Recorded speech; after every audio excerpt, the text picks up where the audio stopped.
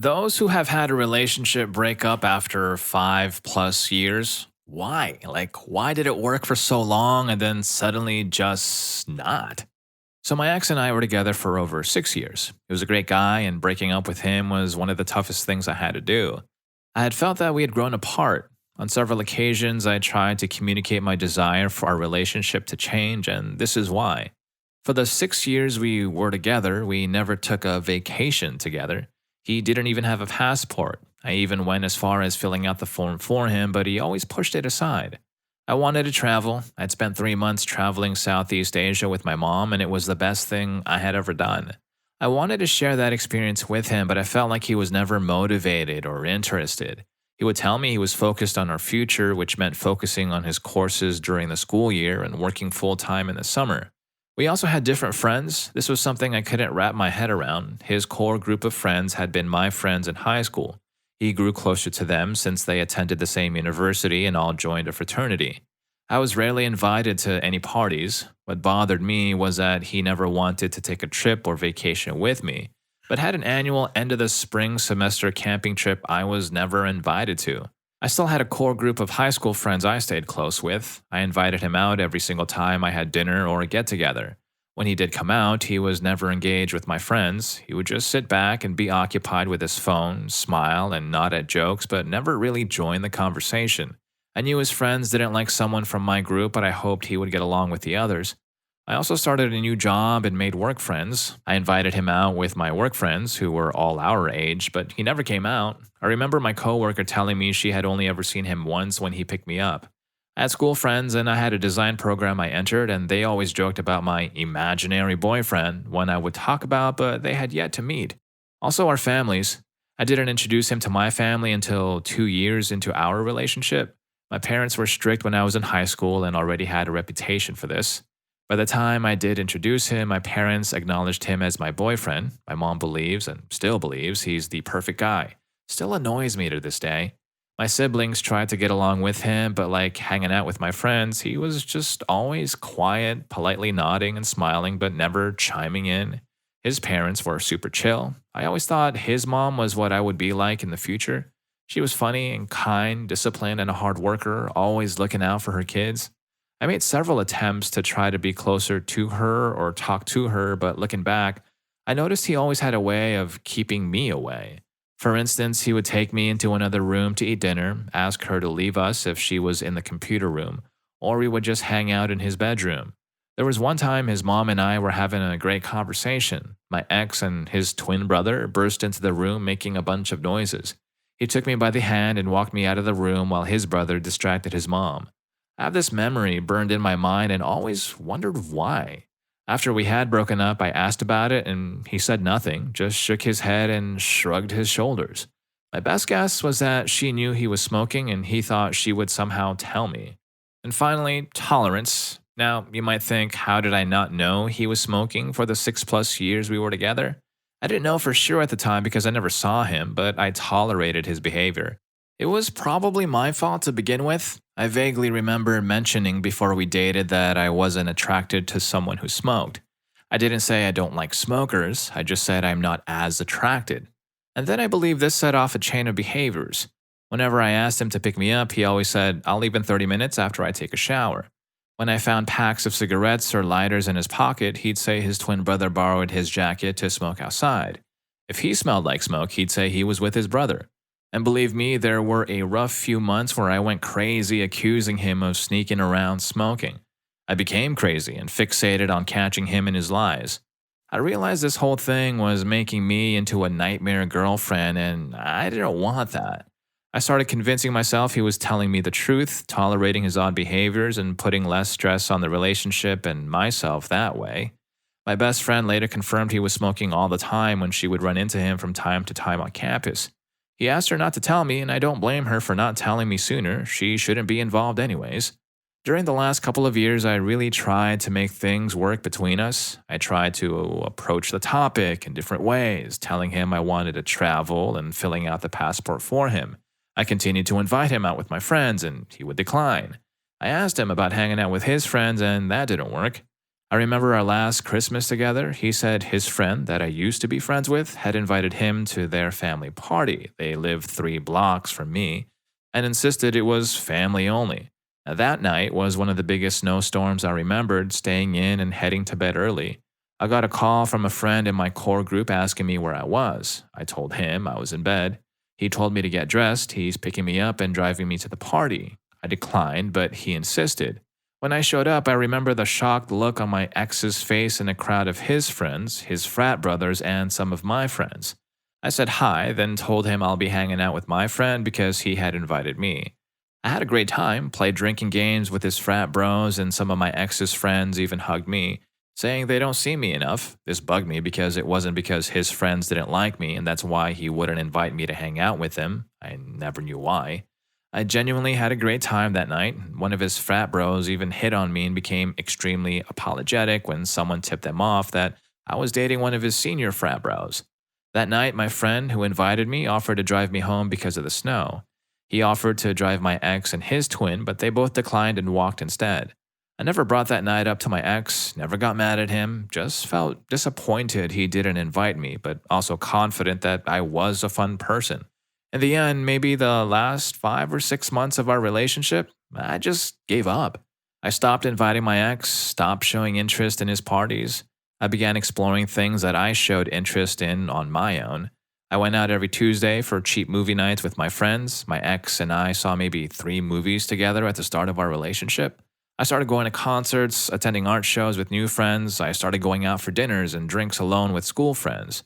Took a long weekend trip with some coworkers. I admit I emotionally distanced myself. He realized I was slipping away, but by then, it was just too late. I became busier and had less time for him. We would see each other once every couple of weeks. It was only if he had stayed over at my house. One day, we both felt it when he hugged me, and I was so stiff and physically repulsed. He asked me what was wrong. I said it was something I needed time to think about on my own. He straight up asked if I still loved him, and without thinking, I just instantly replied, no. And that was it. He said he was walking out of my bedroom door, and if he did, he wouldn't be coming back. I didn't stop him. Story 2. We had been together for over 6 years, living together for 3. Everything was going great, or so I thought. In fact, when he came to me one afternoon and said very seriously, "Can I talk to you about something?" I jokingly said, "What, are you gonna break up with me?" Turns out he had been thinking very seriously about the next step in our relationship. Our friends and family had started pressuring him to propose to me. None of the pressure was coming from me at all. I've always been of the mindset that if we're gonna be together forever, then it didn't really matter where the wedding fell on the timeline. Not to mention, we couldn't afford the wedding we wanted. And every time he started to think about it, he would panic and start doubting whether he loved me enough to marry me. He spent weeks debating it before deciding that if he had any doubts at all, then it wasn't meant to be. It's one of those things that you should know without a doubt. So he broke up with me and moved from our apartment in Manhattan to a neighborhood near his family in Arizona. The moment he got on the plane to Arizona, he realized what a huge mistake he'd made. If he waited until he found a girl that he never had a sliver of doubt about, he would die a very lonely old man. Fortunately for him, I forgave him, and 3 months later, I moved to Arizona to be with him, and we're getting married next year, pending the funds to do so. He didn't realize how perfect we are for each other until he didn't have me anymore. He says he's thankful he realized it so quickly and not after I had moved on to someone else and become the one that got away. Well, in the end, it turned out well, but can you imagine you're the one becoming the one that got away? Talk about a plot twist to haunt you for the rest of your life. Now that's forever. Story 3. 1 week ago, down to the hour, my boyfriend of over 6 years left me. We had the most incredible relationship. Our friends called us the power couple because we both had awesome, independent lives but loved one another immensely. When he broke up with me, he said that he loves me immensely but that he is afraid about the future. We are high school sweethearts, and he feels that he hasn't experienced enough of the world to know what he wants or to be emotionally intelligent enough to find it. He said that at this point our relationship was heading towards marriage and he just didn't know if that's what he wanted. For me, this came out of nowhere. He's been telling me since year 2 that he was starting to save for an engagement ring, and I continually told him that I wanted to marry him one day, but not until after our degrees were finished. He had an amazing way in dealing with our relationship, and I loved him immensely. I was absolutely blindsided. I know that he's the man for me, but I'm trying to move forward with my life out of respect for his wishes. Everyone should have the opportunity to know themselves before they commit, and I don't want to be with a man who doesn't feel the same conviction towards me as I do towards him. Even though I am in incredible pain right now, I feel like I'm fading fast. I don't want this to give me hope at this point. I just want to be okay with him finding himself. I'm not okay at all. I'm sad for you. Either way, you're in for a rough ride. If he doesn't come back, you'll be grieving the end of what you guys once had. And if he does come back, you'll be grieving the trust and safety that got shattered. Bane's got no time for shortcuts, you know? It's a one-way trip through the storm. But hey, we're halfway through the video and I'm hoping you're still with me. As tough as some of these stories might be, we got some good lessons to learn, yeah? So please don't forget to hit that subscribe and like button for more videos just like this. On to the next story. Story 4. Mine was fairly sudden. In about a week's time, I realized that this relationship was not going anywhere. It was more of a recovery for her than anything. I loved her a whole hell of a lot more than I loved myself. She was my everything, and I did everything to try to help her get better. We lived together for about 3 years and dated for 2 years prior. I was certain I was going to marry this girl when the time was right. However, things took a turn and arguments started surfacing. They were always there, but never this frequent. For about 4 months, it was nonstop arguing about everything. I don't know what happened, what led to it all. I just know it happened. I didn't want to think anything of it. I've seen things like this happen a lot and couples still recover. I thought it would be over soon. Soon, every single day. Soon, it'll be over soon. Everything will get better. I started feeling down on myself, feeling like I wasn't doing enough. Everything just started to go wrong. We hadn't slept together in over 3 weeks, and we hadn't had a normal conversation in over 2 months. Despite everything, I still loved her. I couldn't let her go. She was my everything. I didn't know what I'd do without her, but I didn't know what I'd do with her. Her quote unquote recovery was still a work in progress. She hadn't really moved on from her usual bad habits. I realized it way too late. This was doing me more harm than good. The girl I loved was taking a toll on me. With every argument we had, she was just pulling me down. I had promised myself to God and to everyone I knew that I would help her recover, even if it meant facing hardships. Turns out, I couldn't. I just couldn't take it anymore. All of this happened in just a week's time. All that realization hit me hard. I told her that I couldn't go on like this. It broke my heart as much as it broke hers. It left me feeling numb for months on end. I just stopped talking to her. I couldn't bear the thought of seeing her like that again. I knew she was still stuck in her bad habits and whatever else was there. I loved her too much to watch it happen before my eyes, so I cut off all contact. I stopped seeing her, stopped everything with her.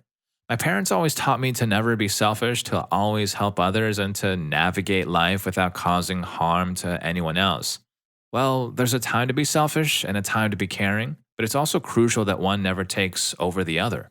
Story 5. I ended a 6-year relationship a little over 2 years ago. He had been a friend from college who I reconnected with, and after 2 years of dating long distance, I moved across the country to be with him. But things were never quite right.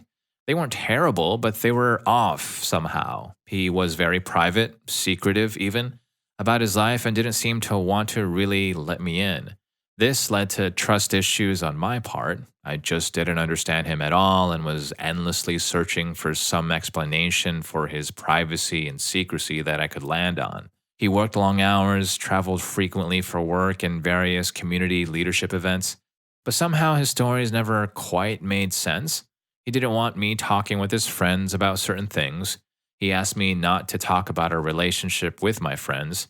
He may have been unfaithful, but there was never any good evidence and he denied any accusation of anything. I eventually got to the point where, out of pure curiosity for what he was doing with his time, it was a good proportion of why I stayed. I just wanted a resolution to the mystery. On the surface, we were a great couple. Everyone said that we made sense. We were both involved with volunteerism and community work. I was on his arm at annual board meetings and alumni events, and I charmed the husbands, wives, and important guests. We went on trips, had fun with mutual friends, and had an interesting and exciting life. But underneath it all, I was slowly suffocating from a lack of emotional intimacy. After living together for nearly 4 years, I had no idea how I had been in this mess that long. On paper, he was an amazing person, thoughtful, generous, successful, and gave his time and money to help others. But I literally had no idea who he really was. Looking him in the eye, I got no feedback, no emotion. He was just a complete blank. In hindsight, I wonder if he was a high functioning, manipulative person who used favors and kindness to wield power over others. He never did a favor anonymously. Many of his friends were people who owed him. And true that, he did something nice for them, but his personality just never backed it all up. Then one day, I fell down the stairs. He had seen me fall. It was a big and sudden one where my feet slipped out from under me and I just plummeted. I screamed. He ran down to me, but when I didn't have bruises, he seemed more annoyed than anything. Told me to rub dirt on it and get moving so he wouldn't be late to work. I'd never felt so alone and embarrassed as I did in that moment. We attended a wedding the next week for a friend of mine, a short drive from where his parents lived. I didn't break up just yet and waited to see how the trip was first. I don't want to miss the wedding, and I had been doing the, well, let's just see how it goes for years. The morning of the wedding and at his parents' house, I went into his travel case to get toothpaste. He had done a quick turnaround from another business trip, and I know he didn't have time to pack other than grabbing a fresh suit. He had protections in his travel case. I asked him, and he said they were for me, but we had not been intimate in months, and so why rekindle down the hall from his mom and dad? I was furious, but also relieved. I didn't want to miss the wedding, so I put on a brave face, knowing that I would end it later. And finally, at the wedding, my friend D and his lovely bride M were so in love with each other. You could feel the fun and commitment and togetherness. They were each other's rock, the love of their lives, and in pure bliss. And I wanted that for myself. So we went home from the wedding, and the first chance we had to be alone, I ended it. Moved out 2 weeks later. Story 6. My ex fiance was unfaithful, but the end wasn't sudden. I had been supporting her and myself for about 3 years prior to our breakup. She was working on her undergrad with aspirations for medical school, so I had no problem supporting her because, in my mind, it was always for us. We traveled a lot during the last year we were together for interviews at different medical schools for her. About 6 months before we broke up, she received an acceptance letter to medical school. That letter marked a significant decline in our relationship. She began speaking harshly about my family and shifted from saying when we to when I. When I confronted her about this, she shrugged it off, dismissing my concerns. Her disrespect towards my family became increasingly obvious, and eventually she started talking down to me as well. We moved out of our house because our lease had ended, but since we were supposed to relocate more than 400 miles away to a new city for medical school within a month, we temporarily moved in with her father while we waited. The week we were supposed to move, I quit my job of 5 years, a job with full benefits and a 401k salary. That last week, she stayed out all night randomly 2 nights in a row and wouldn't answer phone calls from me or her father. The first night, she claimed she fell asleep at a friend's house, and the second night, she came home at 6:30 a.m. reeking of alcohol. She tried to pass it off as falling asleep at a friend's again. I desperately wanted to believe her. My last day at work, I got a phone call from her mother saying that my ex had just admitted she was unfaithful to me, and her mom had called me as soon as she found out. I confronted my ex, took back my ring, and have never seen her again. Story 7. My longest relationship lasted 6 years, during which we lived together. We were both young and in love, but the last year was truly awful. Looking back, I wonder how I endured such unhappiness, emotional manipulation, and uncertainty. In hindsight, it was a gradual but accelerating change. We were on a very different life paths. He wanted to settle down and marry, while I wanted to explore the world. One day, returning from a work trip, I realized I couldn't spend another night in our apartment. I ended things abruptly when I got home and I moved out. I'm haunted by how cold I was to someone I'd spent 6 years with. My anger overwhelmed me, and I became numb to his feelings. I was just so done with the relationship that I don't think I ever properly grieved. On a positive note, he's now engaged, and I'm genuinely happy for him. Shortly after, I started dating a coworker, and we had an amazing relationship, kind, loving, and supportive in every way. Recently, for no clear reason, after a confusing 6 months, things ended between us. We still love each other, but he's no longer prioritizing the relationship. I always knew karma would catch up with me. So, the biggest lesson I've learned is that even when everything seems perfect and you try your best, sometimes love doesn't unfold as expected. But that shouldn't stop you from continuing to try. Alright, so if you like these stories, here's more. YouTube thinks you're gonna love this. I'll catch you in that video.